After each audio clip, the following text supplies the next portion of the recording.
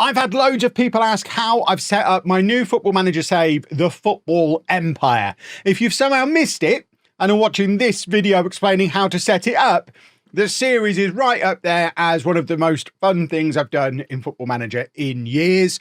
Basically, you're not just managing one club, you're building a network of clubs across the world.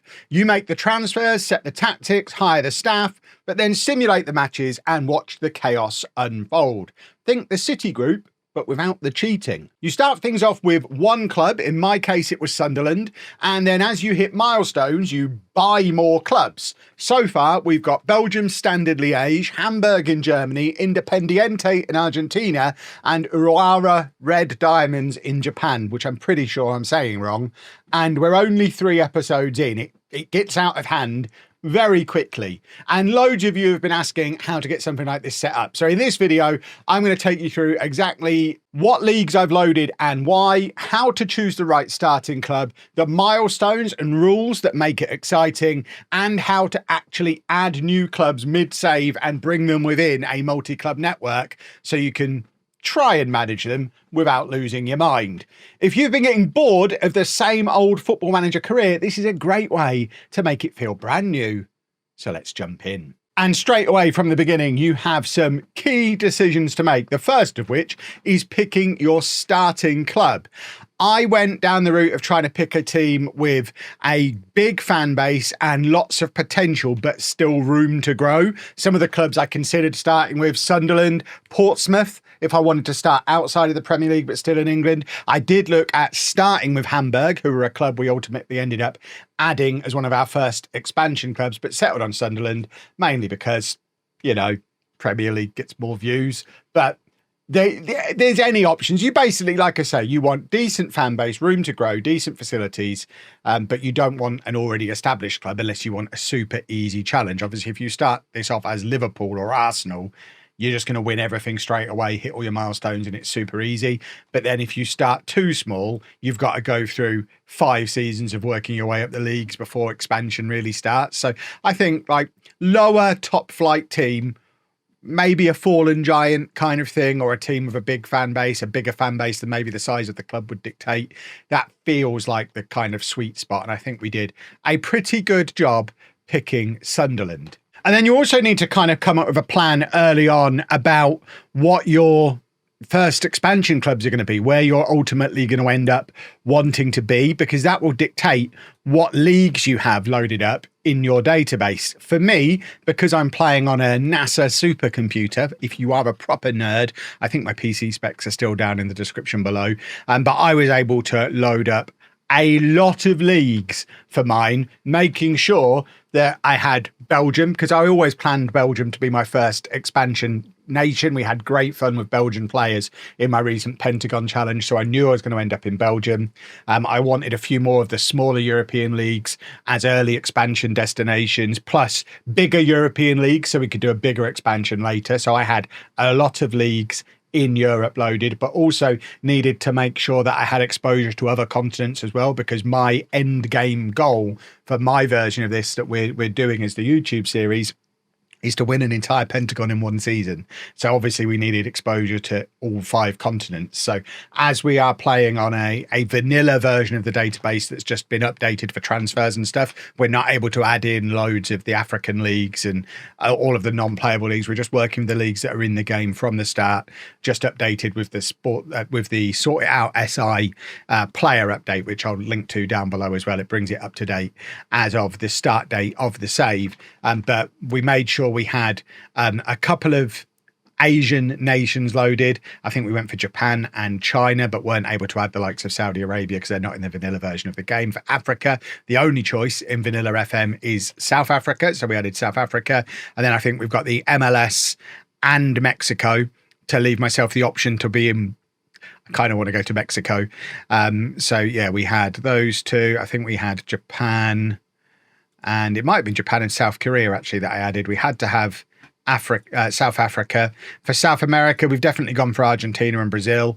I feel like I probably added a couple of others as well, but really you're trying to strike the balance of keeping it interesting whilst not melting your PC. So you'll have a good idea. Don't need Scotland. You'll have a good idea of how good your PC is and how many leagues you can load up. If you're not sure, if you want to test it out in advance, you could do something. Right, this is my ideal scenario. Get all those leagues on. It does give you an estimated game speed. I do tend to disregard that because the game will still run fine, even on 1-star estimated game speed. But get your ideal setup and then just holiday forward a few years and see how long it takes. If it takes 3 hours to holiday a season, maybe remove some of the leagues. If you can get through a season in 15, 20 minutes of just simulating stuff, then you're probably in that sweet spot of performance against depth of the save. And obviously, if you do have to reduce the number of leagues, that's why it's important to kind of have your expansion clubs planned in advance. I've got a pretty good idea now. People keep asking how I'm deciding what my expansion clubs are. I pretty much know where I'm going to be going at what point, and unless they have a massive change in fortunes before I unlock the milestone to get to them, I know pretty much who every expansion club is going to be. And they were all chosen with a similar idea in mind to how we chose Sunderland in the first place. We were looking for those high potential clubs that we could build something awesome with, or in the case of some of the leagues that have particularly good youth development, we were maybe looking at clubs that have particularly good youth development, like Independiente in Argentina have a fantastic youth setup, and one of the reasons to expand to Argentina is to get loads of really cool Argentinian new gens to come and play for Sunderland. So we wanted to pick a team that had a good youth setup, good facilities, good potential to grow as a club. So know in advance where you're aiming to be, and then set your game up accordingly. And now you've got a bit of a plan of who your expansion clubs are going to be, you then need a plan for how you're going to unlock those expansion clubs. And it could just be as simple as, well, at the end of season 1, we're going to add a club. At the end of season 2, we're going to add another club. You can do it that way if you want. I kind of gamified mine to make it more interesting for a YouTube series and set up some milestones. So my early game milestones, which when I was planning the series, these were designed to be the milestones that would take us the first 3 or 4 seasons to get through. It hasn't quite worked out that way. We are very much beta testing this as we play it. And we've unlocked some of these a lot quicker than I planned to. And I think if I were to do this again in the future, I might add a rule where you can only add 1 club per season. So we're not adding 2, 3, 4 clubs at a time, because it gets overwhelming fast. But these were my milestones for early on. The first one, get into the top half of the Premier League with Sunderland. And that unlocks my first smaller expansion club. And then the first time you qualify for Europe, it unlocks a bigger expansion club, so a club in a bigger nation. First domestic cup win, an Eastern European club, and then first league title unlocks South America, and we start expanding out across the world. In my head, I expected those to happen in that order, with maybe a season or 2 between them. I didn't expect to, and spoilers, I didn't expect to win the Belgian league in the second season with my first expansion club, which kind of short-circuited all of this, because it not only got us into Europe for the first time and won us a league title for the first time, but it's also potentially going to get Standard Liège into the Champions League as well, which would then unlock an African club. We unlock a South American club. It all got confusing very, very fast. But then I had my mid-game milestones to unlock Africa, South America, and Asia. And then I haven't even shared these ones in the main series yet, but these are the late game milestones. To unlock a North American club, we need to win the Champions League with 2 different clubs. That can be any Champions League. So it could be 2 European Champions Leagues. It could be the Asian and the South American. Whatever. We just need 2 different clubs winning a Champions League unlocks North America. A Club World Cup will unlock me 2 more clubs anywhere I want, and then winning 3 different Champions Leagues. So it can't be 3 Asian Champions Leagues, 3 African Champions Leagues. Winning 3 of the 5 at any point will unlock a new flagship mega club for me. We're talking like a big club in one of the leagues that I'm not currently managing in. And then the ultimate end goal is to hold all 5 of the Champions Leagues at the same time with clubs within the Empire. So that's how I decide when to do the expansions. Then the actual mechanics of how to do the expansions, are these. So we've loaded back up a save point at the end of the first season. And again, spoilers, we didn't unlock any milestones in the first season. We finished just outside the top 10. But let's say we did and we wanted to add an expansion club at this point. We're currently only managing Sunderland. To add your expansion club, it is just as simple as add a new manager. And then just use your same manager profile as before. Select the club you want to manage. So for me, we're going to go Belgium. We're going to go Standard Liège. That was who our first expansion club was in the first place. So we're going to take Standard Liège on, just set them up as normal. I don't know what I just clicked there. I clicked a second thing that I didn't mean to click. What's that tick box do? I've never read it in my life. So we've taken over at Standard Liège. And now you can see at the top here, you can switch between the two clubs. So we've now got two manager profiles running. It is as simple as just switching between the two clubs. In order to kind of go hands off with your management, it becomes all about handing off your responsibilities to your assistant manager. So I leave a lot of the stuff in charge of I leave my assistant manager in charge of a lot of the stuff. Learn to speak English. So like they do all the media, they do all the training, they do all the tactics, basically everything that should be delegated as well. Everything should be delegated to the assistant manager. And then when you sim the seasons, you just go on holiday, lock in the current tactic. You can lock in a team selection if you want. I choose not to because I want the team to rotate a little bit. But you lock in your tactic. I lock it in to reject all offers. I don't want transfers happening while I'm on holiday. I don't want to be applying for other jobs. So I lock in the tactic and then you just go on holiday to the end of the season. It's as simple as that. But then, yeah, to switch between clubs, you can just switch them up there. And then to bring them in as part of your multi-club network, and I think this is the bit that people might be less familiar with, and this is something I'm still very much experimenting with myself, but you need the in-game editor. You can see we've got the in-game editor on at the top there. You need to make sure when you're setting up your game, you don't disable it. Normally, I disable it. I've had to leave it enabled for this save. And then to add a new club to a multi-club network, you go to the club info for the club you want to add it to. You can see this is where we've got our affiliate tab anyway. But from anywhere on the club info page, you go into the in-game editor and then you need to edit club details. And from in there, there is a tab for current affiliations.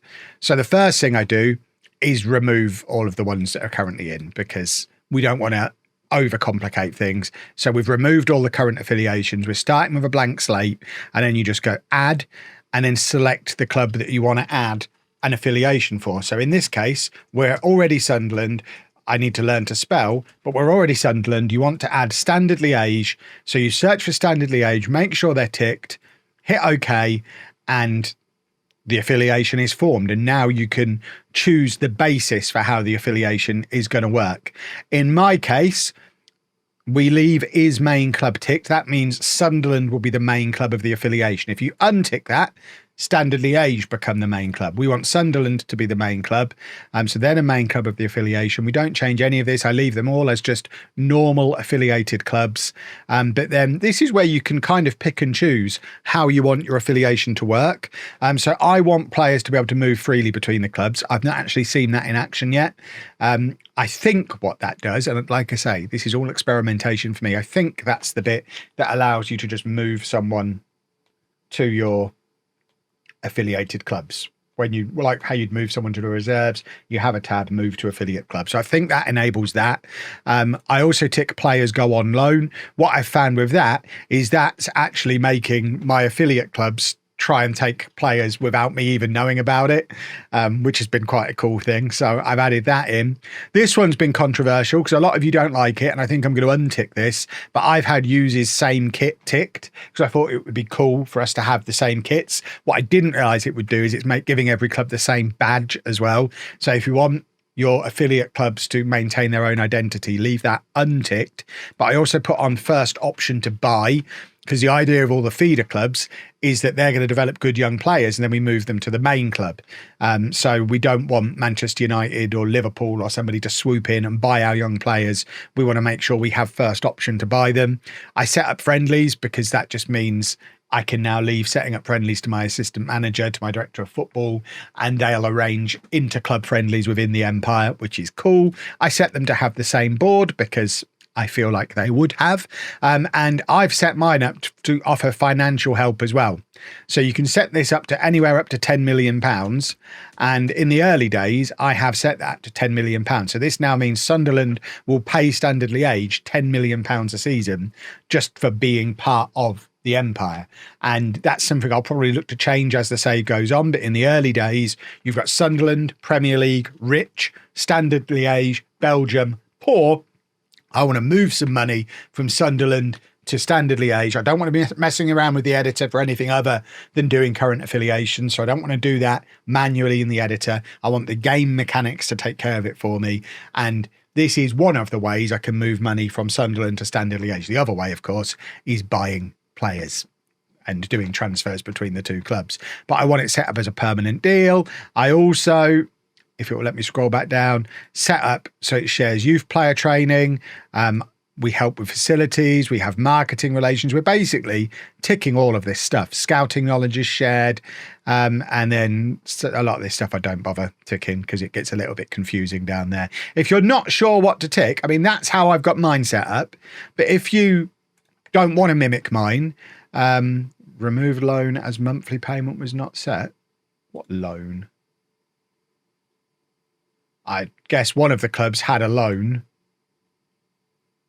on the finance tab and didn't have a monthly payment. So be careful of doing that, I guess. It looks like we've accidentally removed a loan there somehow.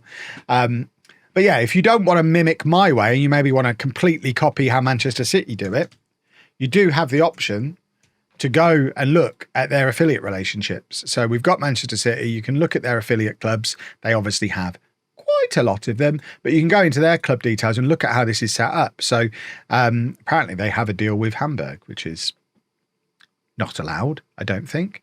But for example, you've got Manchester City and, I don't know, the relationship they've got with Girona. So you can see Manchester City are the main club, players move on loan, they play friendlies, permanent deal, scouting knowledge shared. So that's how that relationship is set up. The New York City setup is slightly different.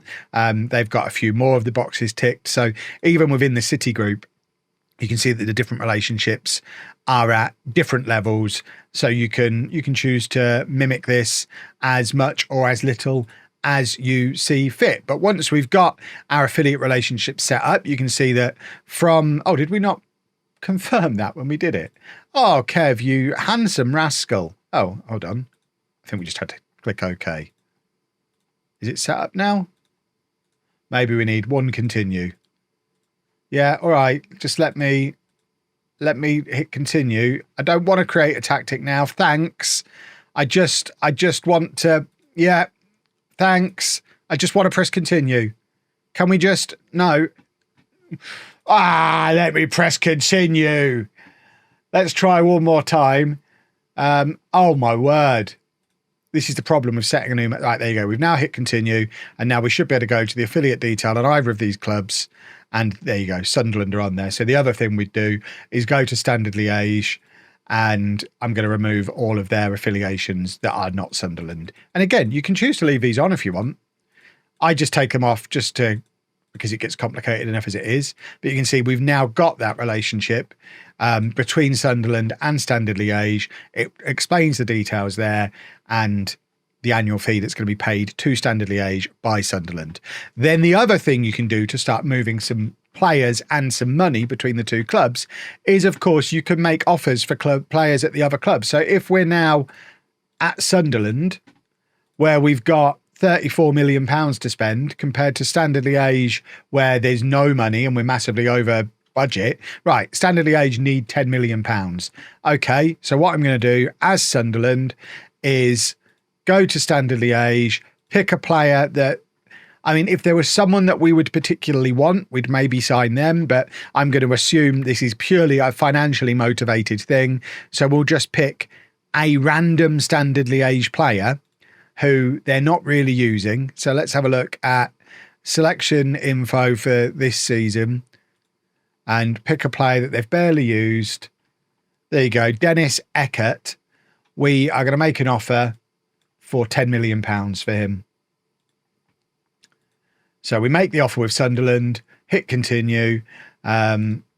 obviously we're having to do a lot of this early stage setup stuff with standard liaise. You won't always have to do all of this nonsense. Just get me out of the meeting, because I just want to show that, there you go, we've had the offer. In this, okay, so that's my director accepting it. Yeah, that's fine. Obviously you could accept it yourself, but yeah, now we can just move Dennis Eckert to Sunderland, offer him whatever contract you want to offer him. You have the option as part of this to do an automatic loan back if you want, or you can wait until he's signed for you and then loan him back. Or you could, once you've got 3 or 4 clubs in your network, you can buy a player from one of your clubs, loan him out to one of your other clubs. And there's just all kinds of shenanigans like that you can do to start manipulating your multi-club network, with the end goal for me being Sunderland are my team that are winning things, and pretty much every other team, certainly within Europe, their goal is to find and develop young players and get them to Sunderland when they're ready to go in the first team. And then we've got the other clubs from around the world who obviously will send players to Europe to go into that system as well. But we're also making sure we keep at least one club on each continent good enough to win their own Champions League as well. So there's lots of moving parts. And like I say, it gets complicated very, very quickly. But that is your quick whistle-stop tour for how to set up your own football empire save. And the beauty of this is that it is completely flexible. Your milestones can be whatever you want your milestones to be. You can start at whatever club you want to start at. You can make it as serious or as chaotic as you like. But that core idea, running multiple clubs and building a multi-club network, completely changes the way you play Football Manager, which, goodness me, after nearly 2 years with this version of the game, I think we can all agree we needed. If you are new here and you want to see all this in action, I'll link to the full Football Empire series down below. And if you're already watching along, you'll know we're juggling 5 clubs across 3 continents right now, and it's only going to get more out of hand as we get further into it. So let me know down in the comments what your first club would be if you were starting a save like this today. Hit like if this gave you some ideas, and make sure you subscribe so you don't miss out on the next episode in the series, which is still a few days away. It's taking forever. Thanks for watching, folks.